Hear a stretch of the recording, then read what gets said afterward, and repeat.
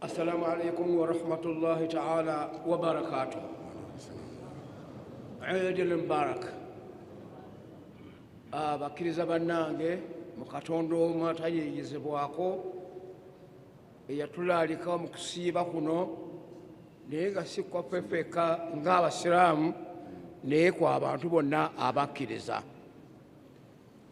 Era mbabaza nga neebaza ne mukadde waffe Mufti ne ttiimu ye ey'Amajlisul Ulama abazze bakulembera Obusiraamu buno bukya Uganda Muslim Council ejjeereeta nga bwe bagenda.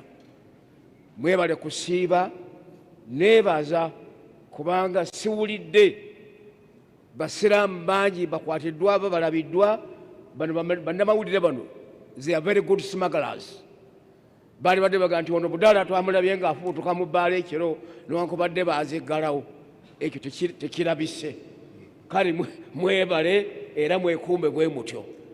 Nze mpitiddwa okujja wano okubeeyanjulira nga nze Alhaji Abdurrahman Naddoli mutabani w'Omujungute abaalwana olutalo lw'eddiini 1809 okutuuka 92 okuyimirizaawo Obusiraamu buno mu Uganda muno. Buli gw'olaba n'enkuufiira ku mutwe okujjako nga wajja buzzi muno ng'eyange eno obwo Busiraamu bw'abajjajjaffe bwe baagitaasa abaali 324.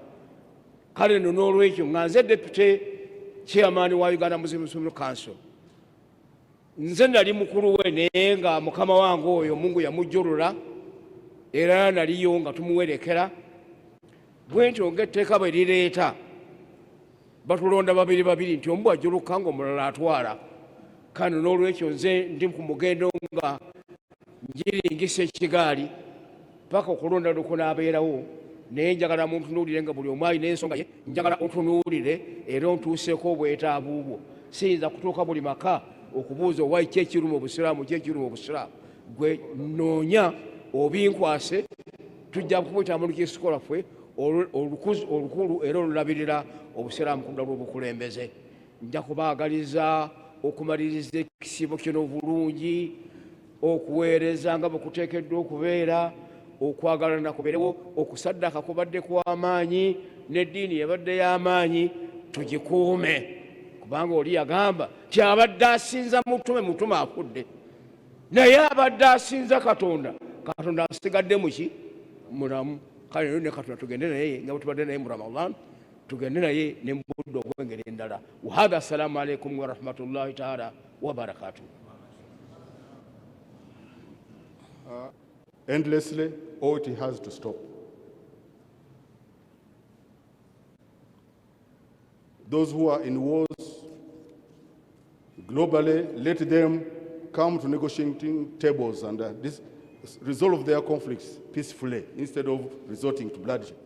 I think COVID-19 has had enough of its toll from human life. Let's preserve the lives of our brothers and sisters.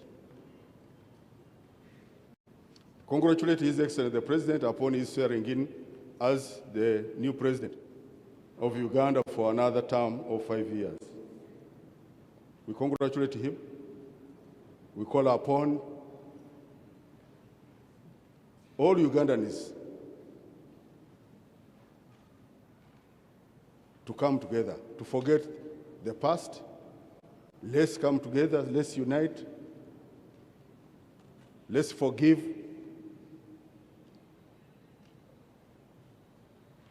and begin our normal life as usual, inshallah ta'ala. We call upon His Excellency the President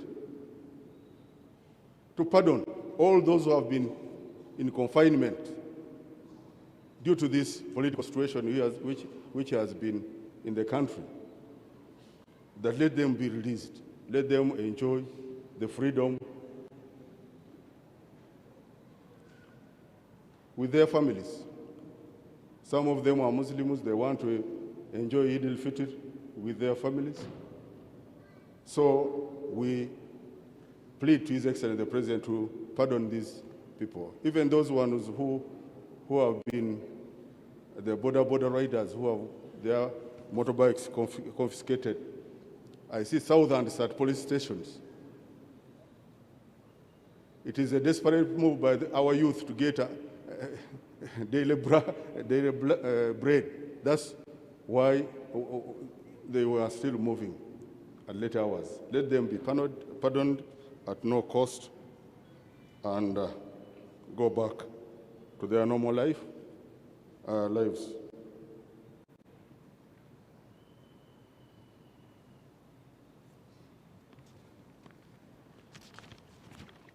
And lastly, we thank all those embassies, NGOs, the media, print, electronic, for the sensitization, and those who donated food items to the needed during this month of Ramadan, and sensitizing the Muslims about the holy month of Ramadan. May Allah reward you abundantly. Muslims never stay the same. You have to stay the same as you have been behaving during the holy month of Ramadan for the good of our religion, because Islam is there during Ramadan and even after Ramadan.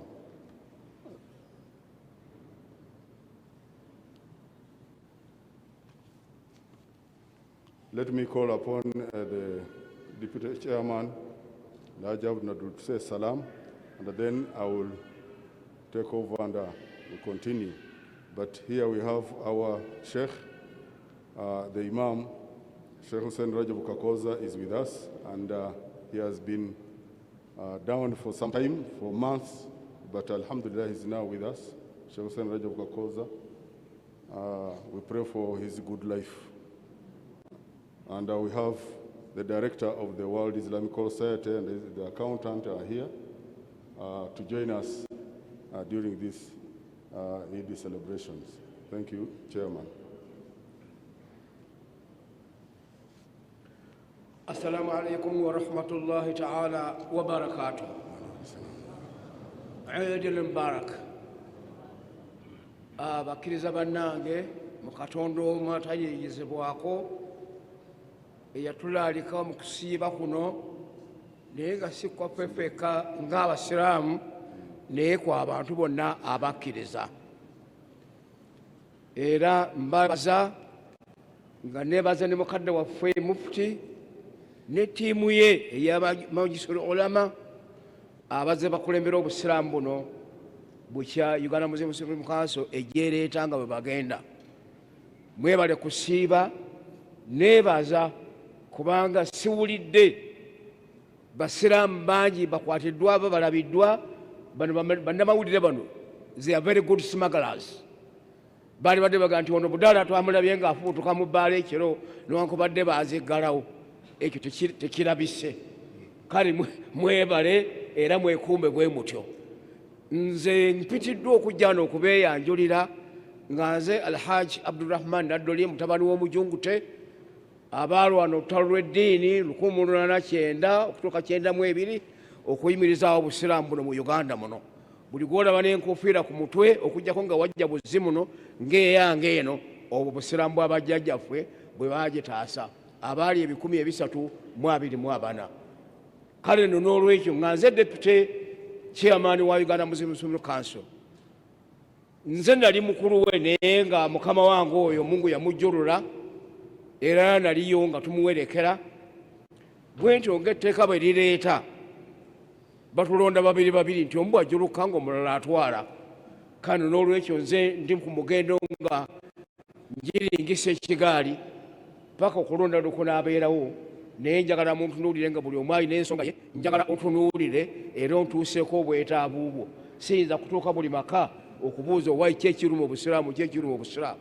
Gwe noonya obinkwase, tujja kubuyitamu lukiiko lwaffe olukulu era olulabirira Obusiraamu ku ludda lw'obukulembeze.